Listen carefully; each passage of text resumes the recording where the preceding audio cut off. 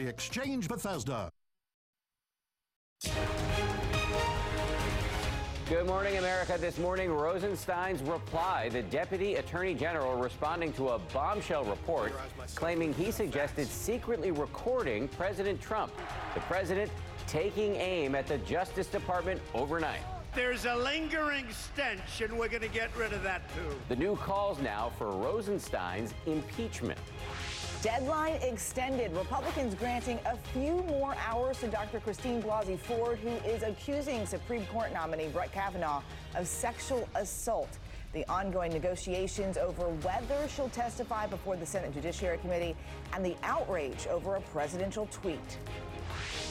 Heroes moves. The airport employee who tackled a man accused of trying to steal a jet plane.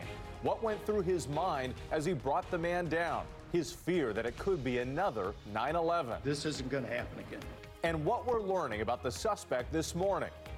Severe storms, this tornado sending debris swirling, causing injuries and damage. More than a foot of rain falling in Oklahoma. Rivers turned into rapids. Massive traffic jams in Texas from flooded highways. What's ahead this morning? And Joker's wild, Joaquin Phoenix's creepy transformation as the clown prince of crime. What he's saying about following in some famous footsteps. Live from ABC News in New York, this is Good Morning America. Okay, Joaquin Phoenix is freaking me out. That's scary. Yeah. It's perfect for that role. Absolutely. Central casting. Good morning, everybody. Paul is off. Very happy to have Eva Pilgrim and Whit Johnson on the desk on this Saturday morning, and a Saturday morning with a ton of news. So let's dive right in. We're going to start with new developments overnight in two huge political stories. The first involves that bombshell headline in the New York Times this morning. The number 2 official in the Justice Department, Rod Rosenstein, the man who oversees the Russia probe, reportedly secretly discussed recording conversations with the president to expose disarray in the West Wing. Overnight, the president seeming to react to this story at a rally in Missouri. Was he hinting that he's about to fire Rosenstein? The other big headline, the latest offer from Republican senators to Dr. Christine Blasey Ford, who accuses Trump's Supreme Court nominee, Brett Kavanaugh, of sexual assault as a teenager. When and where will she testify? We've got both stories covered this morning, but we start here with the president's reaction to the Rosenstein bombshell. ABC's David Wright is in New Jersey, where the president is spending the weekend. David, good morning. Good morning, guys. It is impossible to say just yet if the president was just sounding off here, as he does so often, or is this the first move in an effort to oust the Deputy Attorney General? Firing Rod Rosenstein would have enormous implications, in part because he's the guy that oversees the Russia investigation.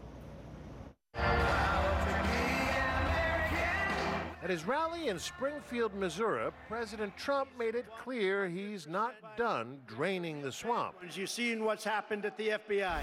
Trump was apparently referring to this report in the New York Times about bombshell memos by Andrew McCabe, who took over as acting FBI director when the president fired James Comey.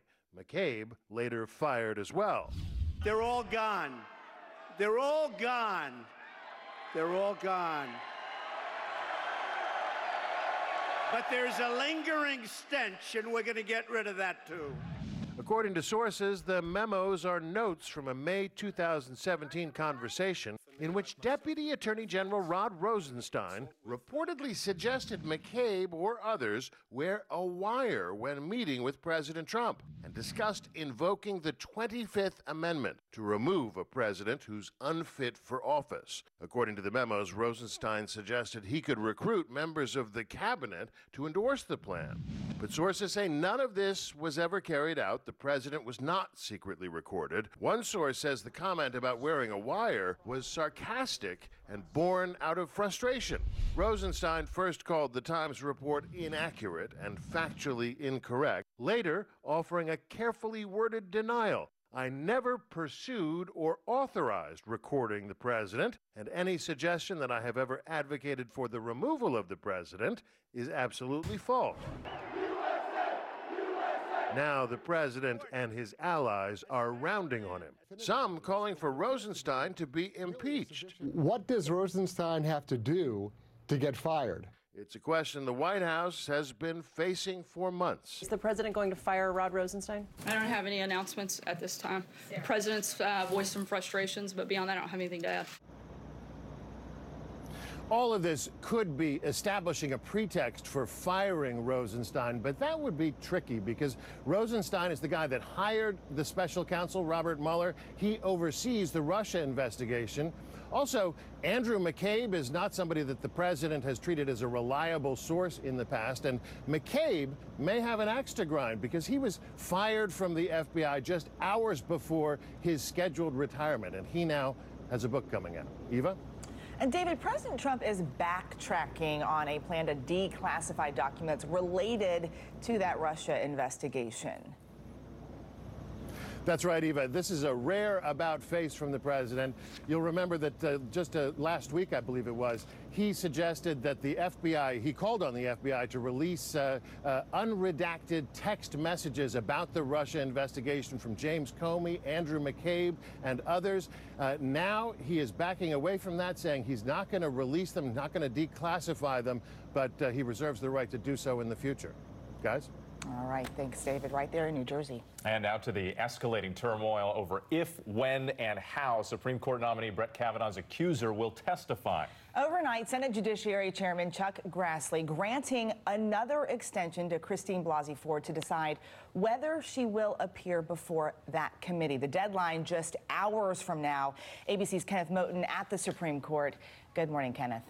Good morning, Eva. It's been a high-stakes back and forth. Christine Blasey Ford spent several hours yesterday speaking with the FBI about the death threats against her. So her team asked Republicans on the Senate Judiciary Committee for one more day to consider their offer. Overnight, Senate GOP leaders once again pushed back their own deadline following ongoing testimony negotiations with the woman accusing Supreme Court nominee Brett Kavanaugh of sexual assault. Before appearing on Capitol Hill, Christine Blasey Ford requesting, among other things, that Kavanaugh testify first, and that only the all-male Republican lineup on the Senate Judiciary Committee, not outside counsel, question her. She also wants the hearing pushed back to Thursday. Blasey Ford's attorney writing to the Senate Judiciary Committee, "Your cavalier treatment of a sexual assault survivor who has been doing her best to cooperate with the committee is completely inappropriate." GOP Chairman Chuck Grassley tweeted directly to Kavanaugh about the deadline extension.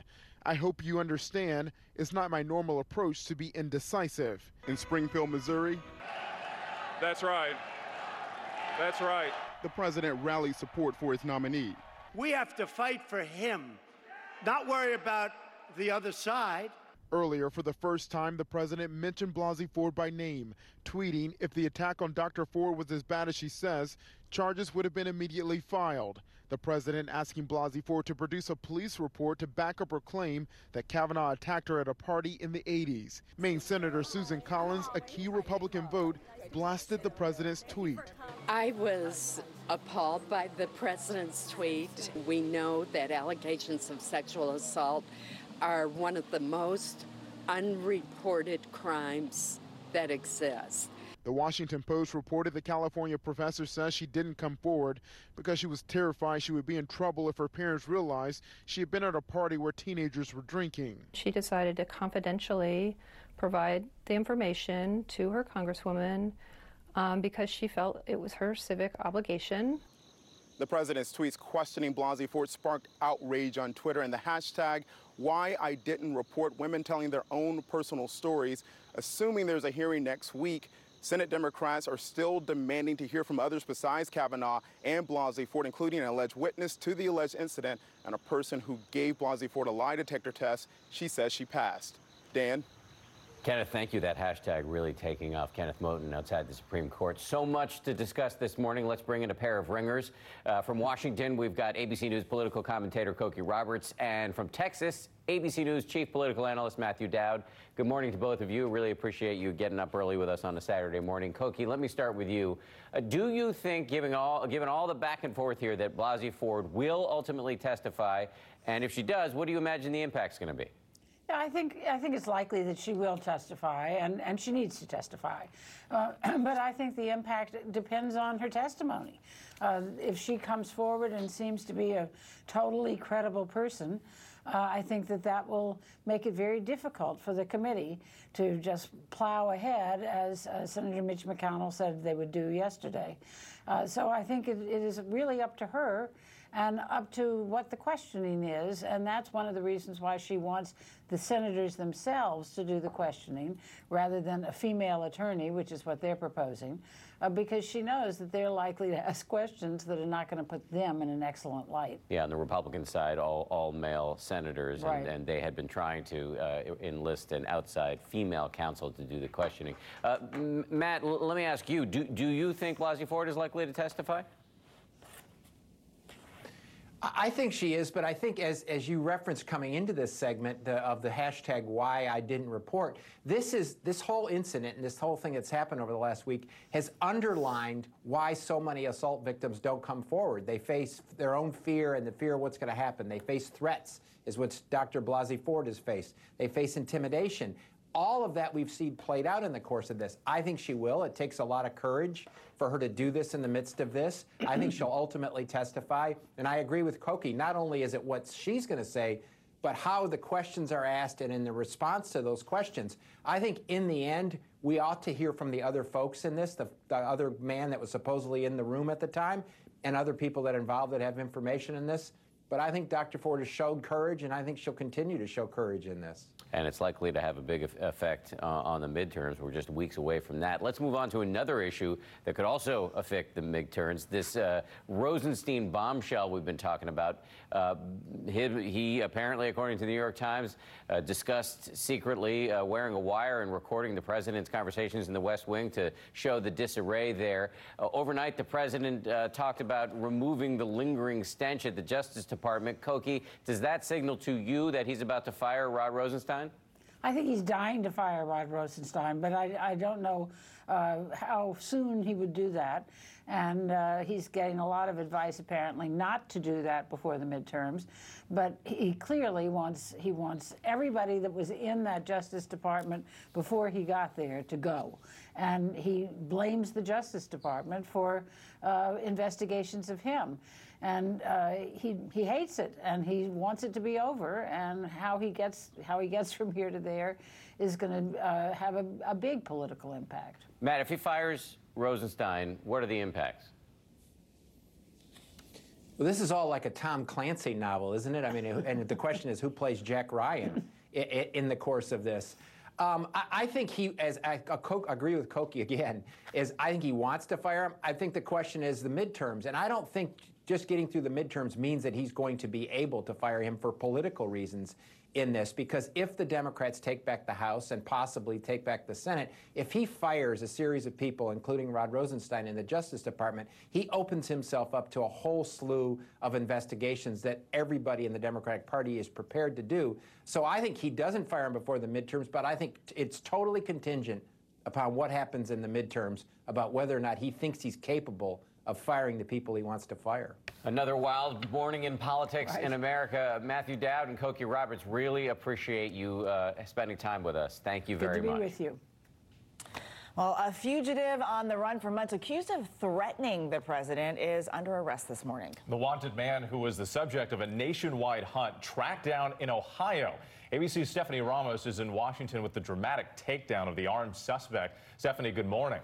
Hey, good morning, guys. Well, authorities were tipped off to Sean Richard Christie's whereabouts when a car he allegedly stole in Pennsylvania showed up on the side of the road in Ohio. Officers from multiple agencies combed the town of Mansfield, and even his father made a public plea to his son to turn himself in. But it wasn't until Friday afternoon when K-9 units picked up on Christie's scent near a ravine and captured him. The U.S. Marshals say Christie did have a gun on him when he was captured. And Stephanie, Christie has been on the run from police for months, right? Yeah, absolutely. Police have actually been searching for Christie since June, when a federal warrant was issued for his arrest for threatening to kill President Trump and a district attorney in Pennsylvania. According to court documents, Christie in a Facebook post wrote a message to the district attorney saying, "Keep it up, Morganelli. I promise I'll put a bullet in your head as soon as I put one in the head of President Donald J. Trump." Well, now Christie will head to federal court in Ohio on Monday. Back over to you guys. All right, Stephanie Ramos in Washington for us. Thank you. Stephanie, thank you. We're going to turn now to the man accused of jumping a fence and trying to steal a passenger jet. He's being held without bond this morning. And the Hero Airport employee who stopped that man is now telling his story and what he feared might happen if he didn't take action. ABC's Ariel Reshef joins us with the details. Good morning, Ariel. Good morning to you guys. It's the second incident in about a month where a suspect has managed to break onto a tarmac and board an empty plane. This morning, we're hearing from the man investigators say thwarted what could have been a deadly disaster. No badge right off the bat. Look down, no shoe on that foot. This isn't right. Nothing's right about this kid. That's quick-thinking airport maintenance worker Shane Graves, this morning credited with stopping 22-year-old Nishal Sankot as he hopped a fence at a Florida airport, allegedly attempting to hijack this empty American Airlines plane. He was looking around, I said, come in with me, you're coming off this airplane. Graves saying he didn't hesitate to act, thinking of 9/11 as he coaxed Sankot away from the cockpit. I said, this isn't going to happen again. Sankot, who has a commercial pilot's license, appearing in court Friday, shackled and shifting. Do you work?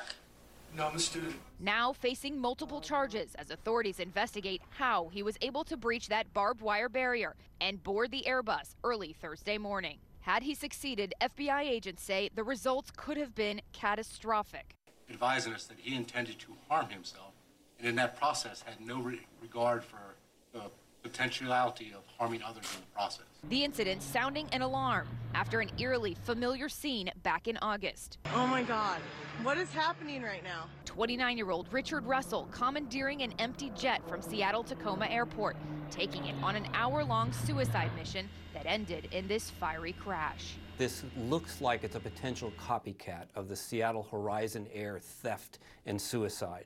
In this case, a much bigger, more sophisticated airplane is very, very concerning. The Orlando-Melbourne airport was evacuated during this incident, but because this happened at 1:30 in the morning, only 2 flights were delayed.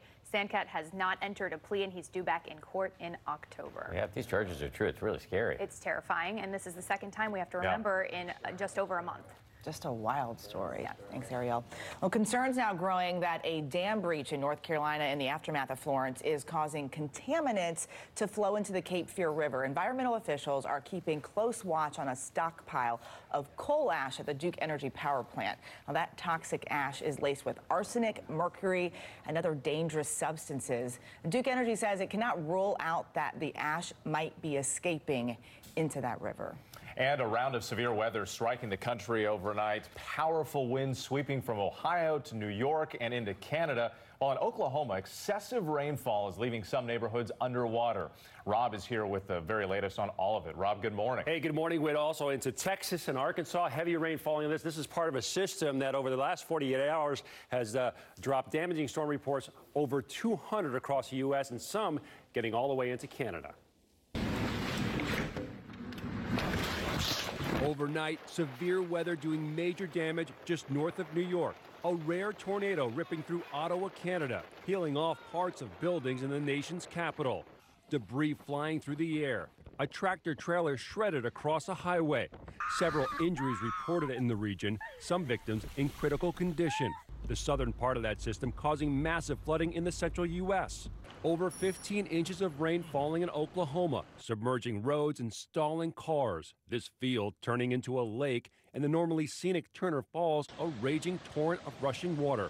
Just south in Texas, a highway flooded near Dallas, bringing traffic to a standstill there, backing up cars for miles. Over 7 inches of rain falling in the Dallas area, making it the wettest September on record. And of course, we're not done yet with September or with this system. Flood alerts still posted all the way down through Austin, Texas. You see the system really not moving much. If anything, it's kind of just drifting into parts of Arkansas along this stationary boundary. This time of year, they have a hard time getting all the way down to the Gulf of Mexico. That's not going to happen until the end of next week. So in the meantime, more tropical moisture coming in off the Gulf, slamming up against this front. And you can see the storms that'll be firing really all the way in through parts of the Tennessee Valley. Could see 5-6 inches more across eastern Texas, getting into Nashville and Memphis, Tennessee as well. So more in the way of potential floods. That's a quick check on the weather headlines nationally. Time now for a look at your local forecast. Hello and good morning, Washington. Hey, we had some showers early this morning. I think we get into a little bit of sunshine in humidity levels. Those will drop during the day back into the low 60s. So a little less humid, a little bit more comfortable.